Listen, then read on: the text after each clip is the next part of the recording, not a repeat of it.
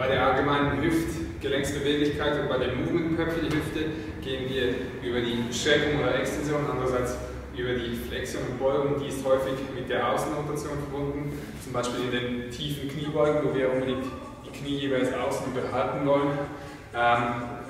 Wir starten hier mit 2 Bewegungen mit den Bands, wir werden dann noch eine Bewegung ohne die Bands machen. Ich gehe primär über diese Streckung, das heißt, ich bringe eigentlich meine Flexoren hier auf Länge, ich gehe in den Ausfallschritt, stabile Position, hier Gesäß anspannen, Rumpf ist stabil und von hier aus, wenn ich mich jetzt senke, habe ich extrem starke Spannung hier schon auf den Hüftbeugern.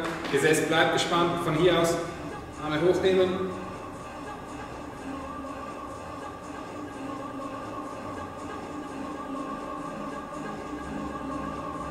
Über diese Lateralflexion der Wirbelsäule bringe ich noch mehr Spannung auf die Iliopsoasmuskulatur, auf den Haupthüftbeuger. Das war die Streckung. Jetzt gehen wir eben in diese Außenrotationsposition. Kombiniert mit der Beugung jetzt von hier aus. Ich bin eigentlich in einem Vierbeinstand und ich hier schon ein bisschen Zug drauf bringe, kommt hier auch ein bisschen Spiel aufs Gelenk. Wenn ich den hinteren Fuß jetzt ein bisschen nach innen drehe, den linken Fuß nehme ich nach hinten, ein bisschen mehr Spannung noch drauf.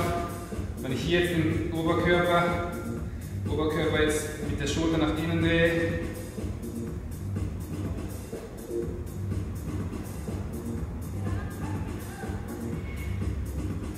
dann kommt richtig Spannung hier auf die Gesäßmuskulatur, auf die Außenrotatoren. Als letztes noch zu unserer Progression ohne die Bands, wo wir mit dem Spider-Man arbeiten.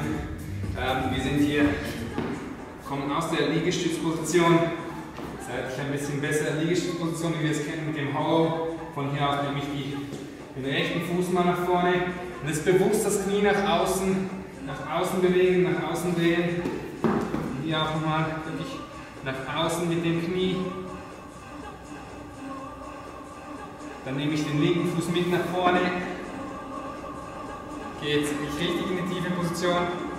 Ellbogen nach außen. Und von hier aus stehe ich auf in meinen Squat.